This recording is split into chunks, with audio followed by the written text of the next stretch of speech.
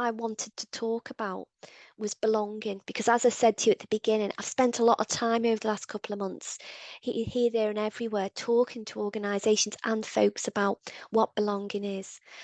And to me, why this is important comes back to an idea that we're all very familiar with these days, is masking and hiding and camouflaging who we are.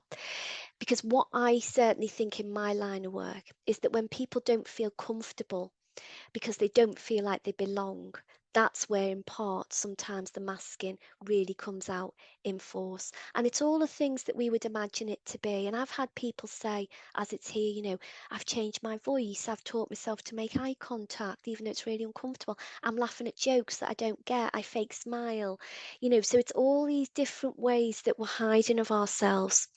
And what we realized is that actually, if we focus in on belonging, it's an antidote, we hope, to some of that. And it can help somebody like Charlie, who'd shared their lived experience with us, to actually feel more confident, even though it was scary, to take the mask off. And this is what Charlie said. They said, I never realised that I changed who I was to fit in at work. I guess it's called masking. And it was exhausting for me, not just emotionally, but I actually used to feel physically tired by the end of the day too. Since my identification and the journey that's followed, I'm actually the real me at work now. It's been tough, but it's finally getting to this place is so worth it. And I think it's that element, that's why I stressed it, what Charlie says there, it's been tough, because it's not just a case of, oh, I can just be myself now. The folks I've worked with who are unmasking, if you like, it's terrifying and it's really emotional.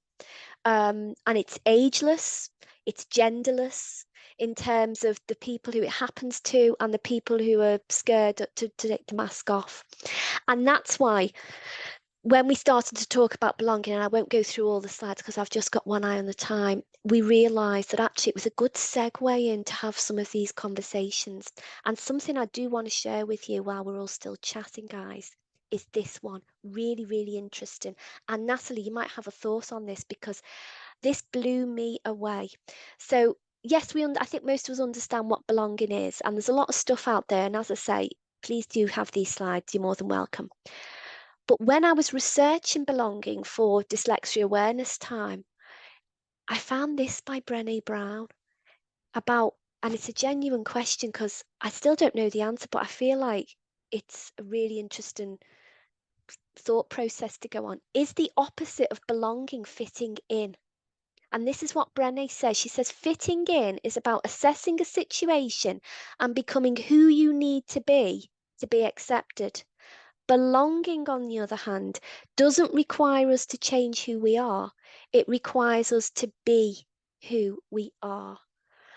And it really got me thinking that for me, I always thought fitting in was kind of positive.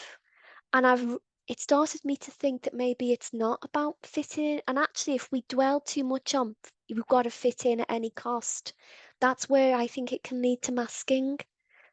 And to me, yeah, belonging is a much better sentiment than fitting in. So really interesting, it's isn't it, really Natalie? it's really interesting. Our last guest masterclass was I've got the classic dyslexic word recall. Do you know what? Katie calls him by a different name, and I'm like, Don't worry. Yeah, all I it's have is okay. the name that Katie calls him.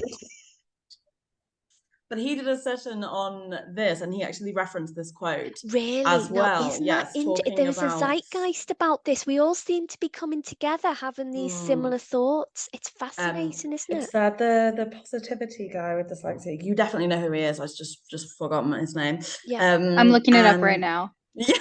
Thanks, Katie. And yeah, he referenced this quote as well, and it Yeah.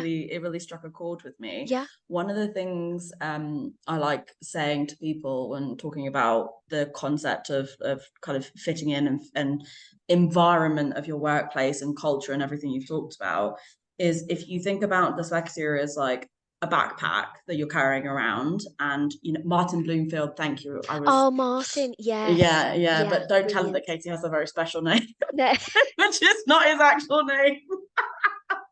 Every time she's She's like, that guy. And I'm like, no, that's not his name. That's not his name. Anyway, so yeah, I think of dyslexia like a backpack. I'm just completely out. She's going to kill me now.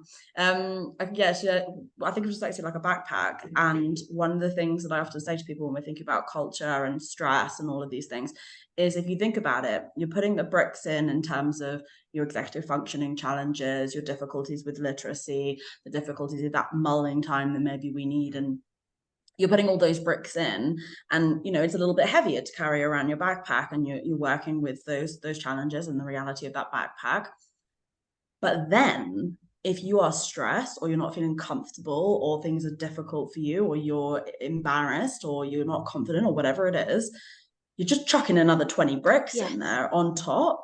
And it's like, not only are you carrying around what you've got in terms of the challenges, if you're loading on a load more bricks, it's extra difficult, it's extra frustrating, it's like incredibly difficult. And so even if we just take off those extra 5 bricks of the confidence challenges or whatever, the load is so much lighter.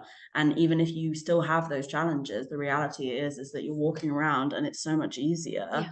Even just by navigating this element of it can make such a huge difference. And in my experience of both myself and working with people, I find that the bricks that people are putting in terms of the belonging and the stress and the blah blah blah are much, much heavier than actually the challenges in the first place, which is a funny little coincidence that we've kind of caught ourselves in. And I don't know whether or not this is something that you often talk about, but the information around the impact that stress and cortisol actually has on a lot of executive functioning challenges, we're actually making it worse for ourselves. Not only are we carrying around those extra bricks, we're actually kind of making the bricks of our original challenges even worse to kind of make it confusing. But yeah, so I think it's definitely such an important topic. Yeah, couldn't agree more.